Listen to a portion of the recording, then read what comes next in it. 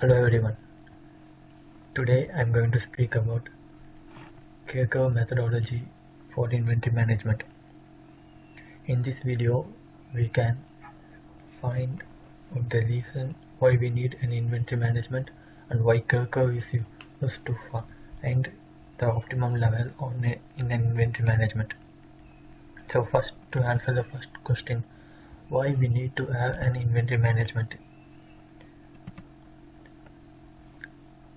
We need to have an inventory management because it helps us to and keep track of our inventory and offers a centralized viewing of stocks, meaning that we can see how much we have in our stock and where it is placed. The second reason is to control cost by making stock reports, meaning that keeping reports about our stock helps us to understand and which stock is doing well versus the one which are just taking up shelf life. The lack of right inventory at the right time will lead to a problem, and the excess stock can be controlled using inventory management. Next reason is delivery, because it improves delivery and meets customers' expectations.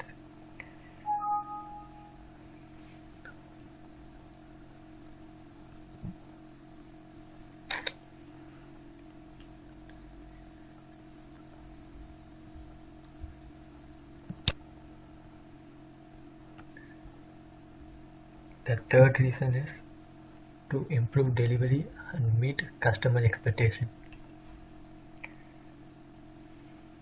By having an inventory management at place, late delivery is due to stock outs can be reduced, or in better cases can be actually nullified, because it will lead to a bad reputation in the market. Next important reason is manages planning and forecasting by analyzing data trends. Having a proper inventory management, we can improve our data forecasting by analyzing data trends and correlating that with what are the stocks which are performing well in our inventory. Also, by planning and forecasting, you can deliver on customer expectations better. The fifth reason to have an inventory management is it reduces the time by keeping records in place. One can reduce the time taken to keep track of all the products one has on hand. Additionally, you can save time taken and in inventory recounts if your records are in place. So these are the reasons why we need an inventory management, and inventory management has become very vital for survival of an organization in this current business world.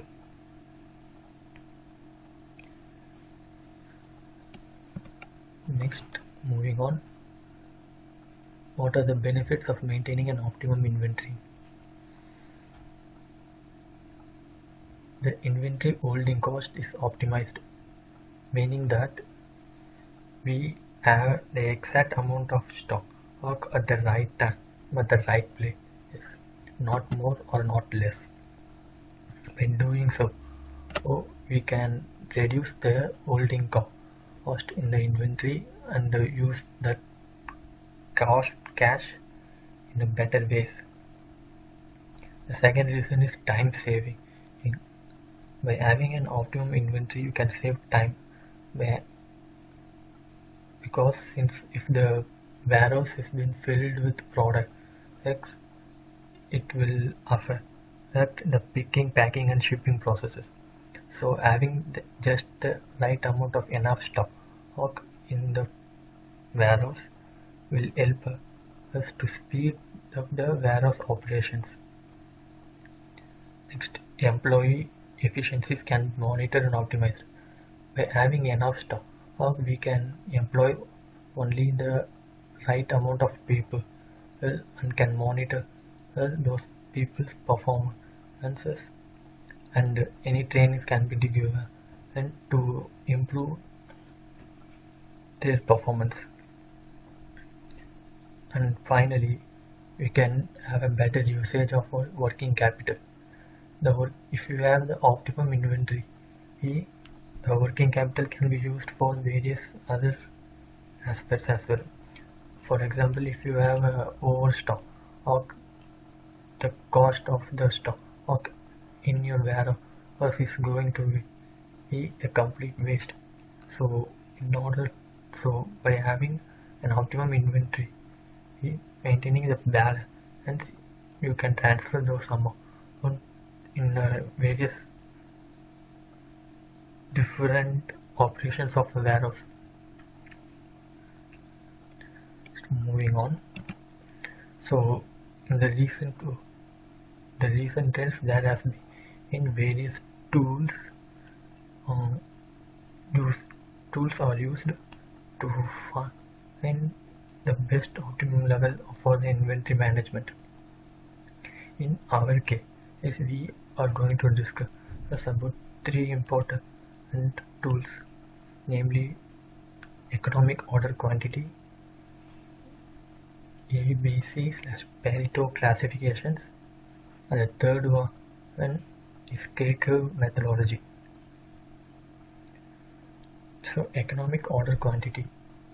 Economic order quantity can be defined as the ideal quantity of orders that a company must adhere for its inventory operations.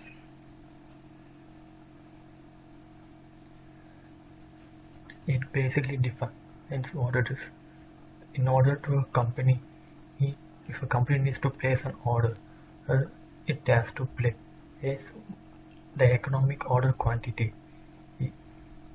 to maintain efficiency. Next, Pareto classification. Pareto classification can be said in inventory planning cases. It will take a group of parts and divide it into three groups based on their annual usage value. The three groups will be class A, B, and C.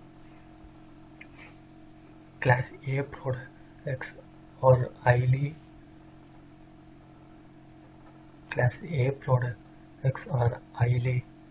in demand comparatively to class B and class C. And class C are the least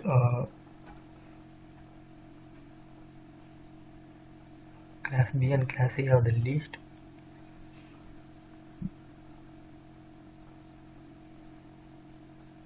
based on their annual usage value. K-curve methodology. K-curve methodology helps or uses the K-curve methodology. It helps to determine the optimum inventory level by bringing together the strength of both Pareto and economic order quantity. The above mentioned economic order quantity and Pareto classification has their weaknesses, which can be overcome by using K-curve methodology.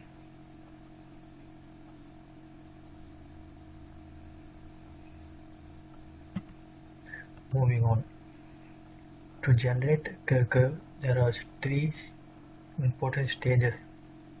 The first stage being expressing EOQ, which is economic order quantity, as economic order period. And stage 2, building a bridge between EOP and Pareto's classification. And final stage is creating a K-curve. Let's discuss each step in detail. Stage 1, expressing EOQ as an economic order period. This is the formula as we are going to use to do that. Economic order quantity. And see that economic order quantity. This is the formula. D, C, P and I explanations are given above. D being the demand quantity, C cost of ordering, P unit cost and I inventory holding rate.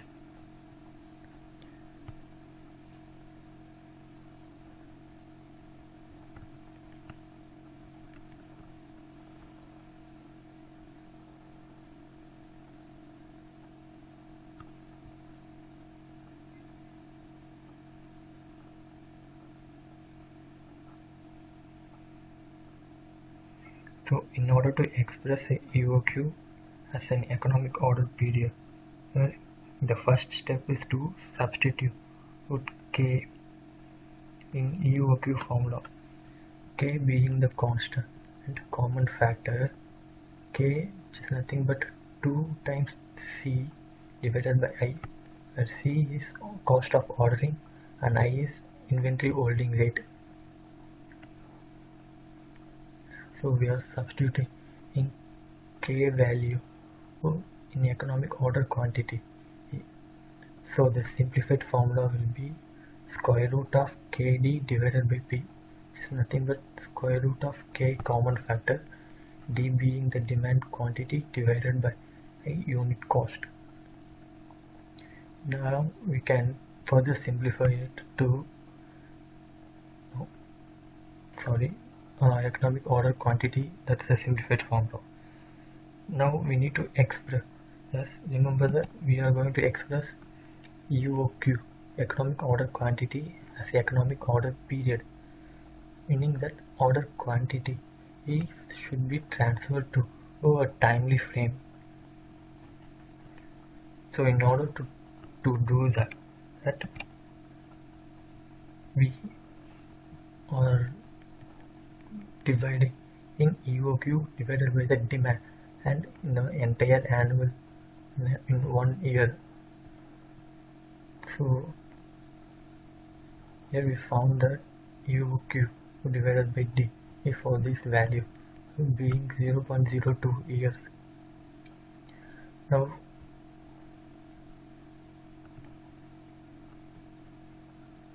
so this is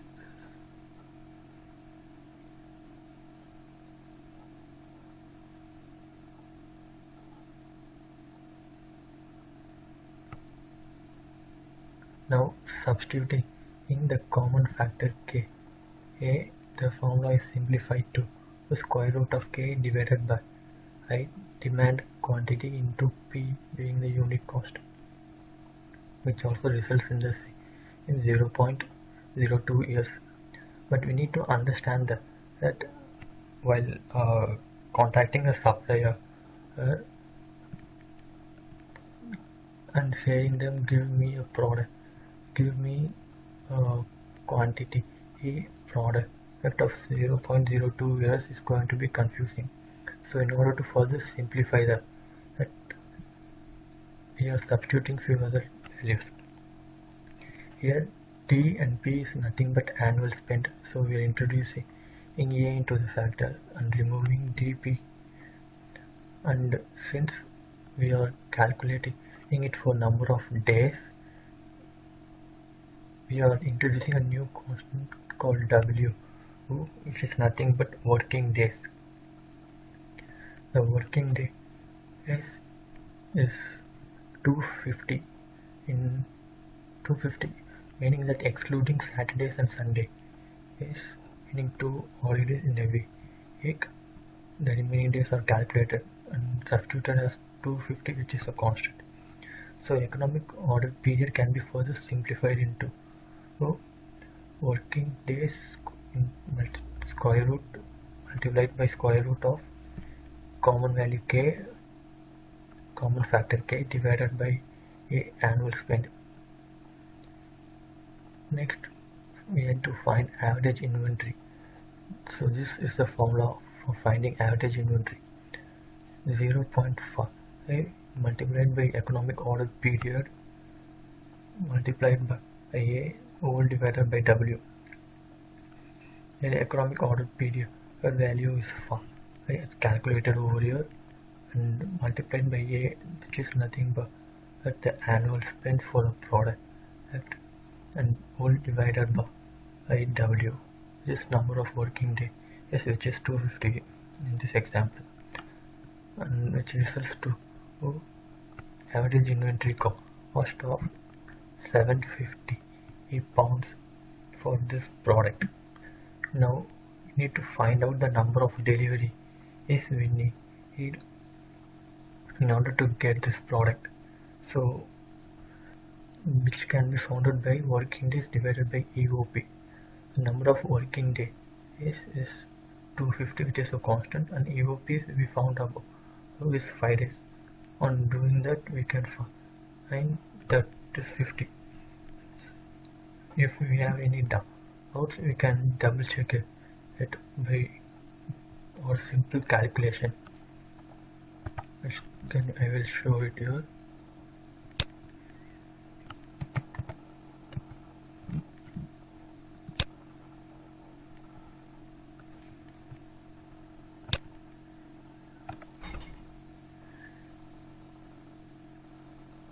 Here we are going to find out whether our calculation on the formula are correct. So the economic order is 20 and the number of orders is 50. So for 5 days it's 50. So for 250 working day is divided by 5, meaning 50, which gives the number of deliveries.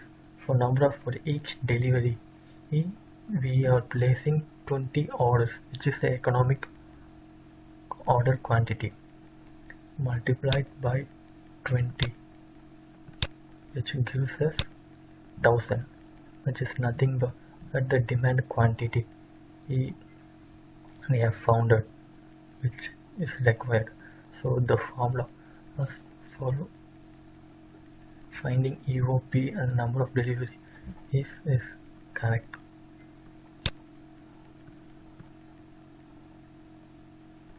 So now let's see an example.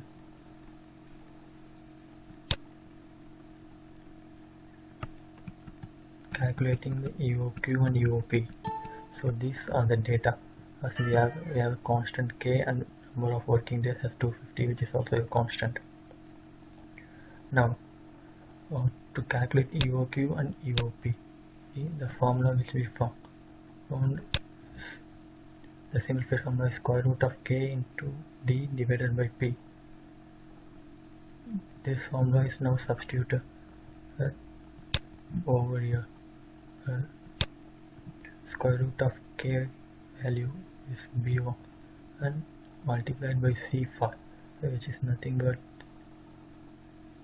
180, and then all divided by the value 0.00001, which gives us economic order quantity being 23,000. So by finding that we do the same for every other product in our category, which is like 200 product. In order to do that in a simple way, we just click and then drag the function, and for the 200 products, now we need to find EOQ. The formula for EOQ in the spreadsheet, it is this.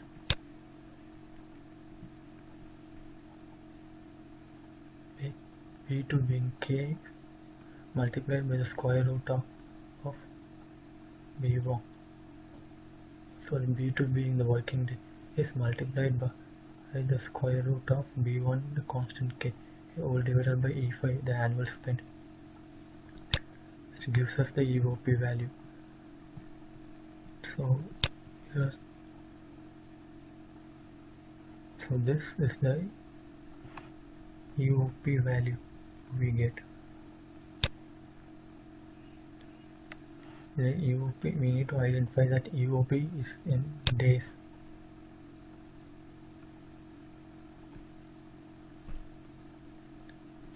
Next, we are going for the step 2, which is nothing but that finding a bridge, building a bridge between EOP and Pareto. Now, if we go back, that we found that Pareto is the classification process of classifying the number of classifying the parts in our inventory in 3 basic forms, like class A, class B, and class C. Class A being the most popular, and class B and C is not high value demanded. We're doing the same for in our case, and we need to find the value classes and cycle days. You can see that UP is like 5.8346.02, which is actually not practical in applications. So we need to find a midpoint, and what we do is we find a cycle day is for every class value. So for every class, for a class 1, the cycle day is 5, which means that in every 5 days is a new order is been scheduled for that part. So in order to find the boundary is from value cycle 1 to value class 2, 3, 4, 5 respectively, we need to find the class limit, and this is the formula to find class limit. So we found so these are the values which we are given, and the class limit is the formula was derived from here.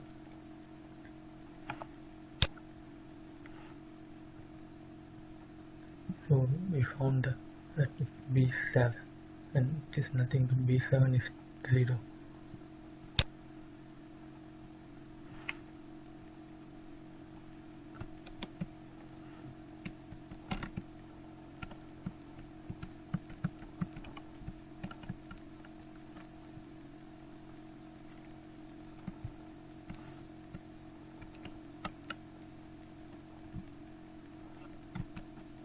So using this formula we find our class limit, meaning that for a product that whose annual spec and is over 37,500 pounds, it falls under class limit, and the cycle days is minimum.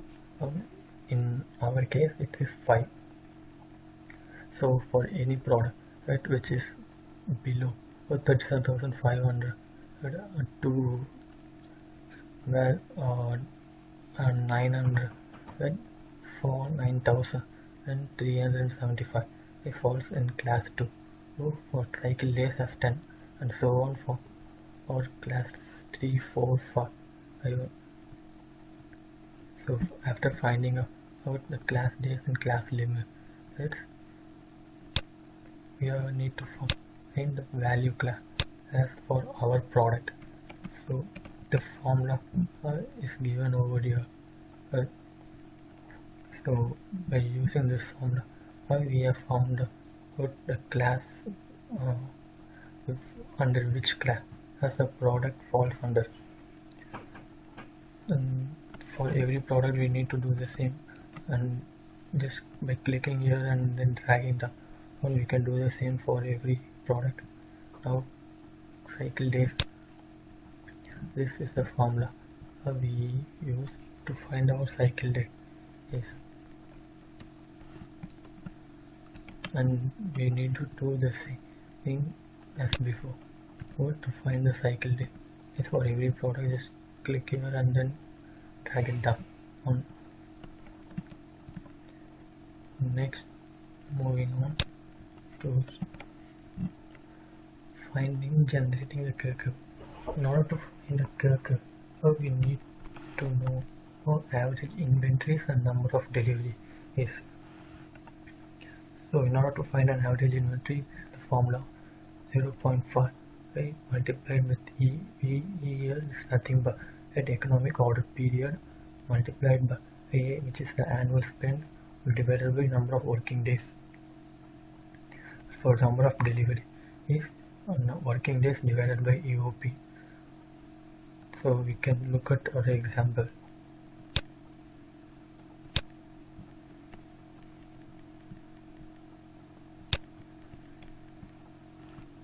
So in our example, we have classified, right? We have found the number of orders for part 1 and using the formula here is nothing but B2 working days W is nothing but working day is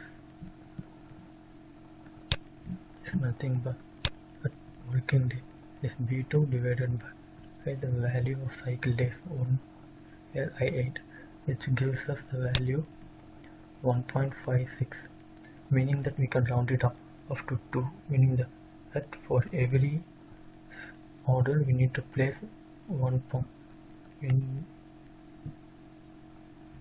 So number of orders should be placed in the 2 times is 23,000, and over here the number of orders we placed is 50. Likewise we found in the same for every other product category we have. Next, average inventory cost. What is the average inventory cost for each product? In order to find that we use the formula 0.5 into E multiplied by A the whole divided by W. Now example we do the same in 0.5 multiplied by A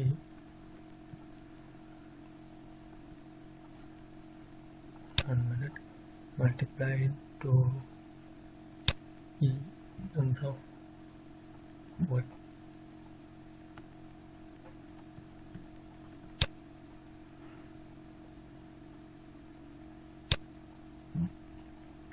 is multiplied with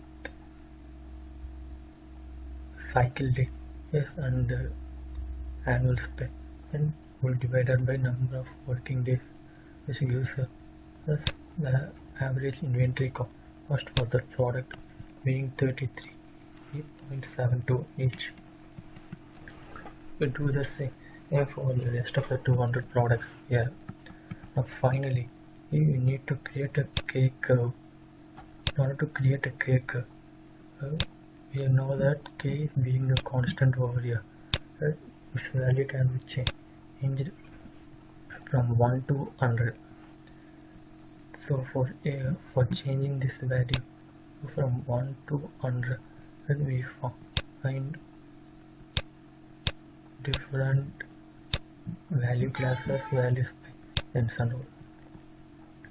So for K being 1 and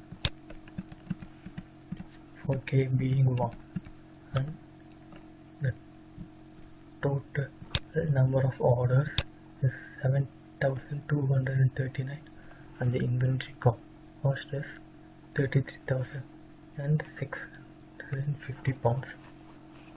And for the last being K being the 100, let me find in that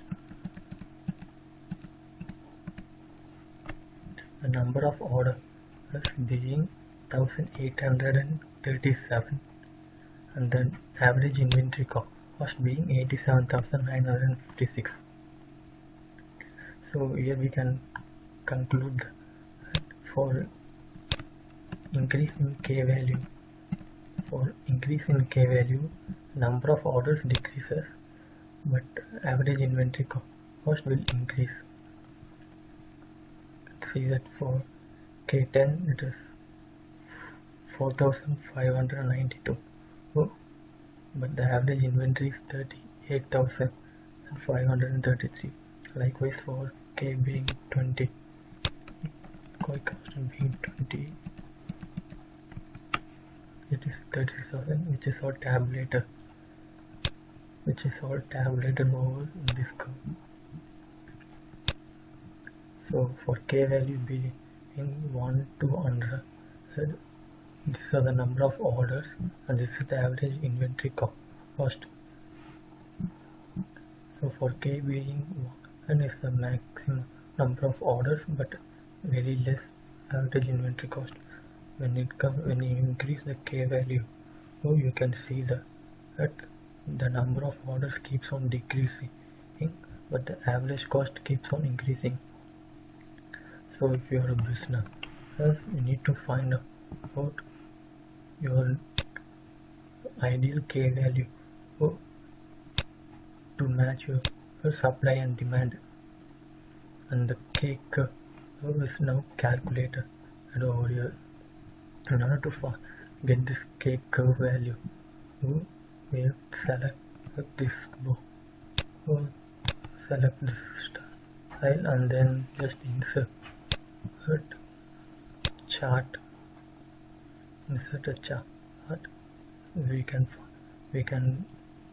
see, we can generate a curve chart.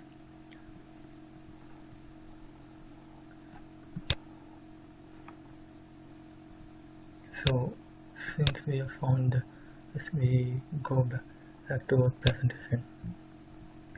So why K curve is useful?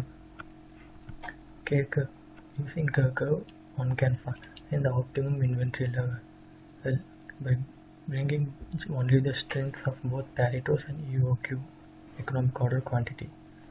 So while comparing to Pareto's and K curve, Pareto curve and K curve, lower level of inventory can be achieved for the same number of orders by using KQ. While using Pareto, the level of inventory, meaning that the number of products stored and the cost of it is much higher than the K curve. One more reason for using K curve is the value of K can be varied depending upon the companies and the situations. K curve method also changes one important question from cost to delivery. Like, what is the cost? What is a company's cost to place an order? That is a complex question to give an answer. But using K curve, we can change that question from cost to deliveries, meaning number of deliveries a company can handle in a week, in a month, in 1 year. So this is the benefit of using a K curve over Pareto or economic Pareto's or EOQ. Thank you.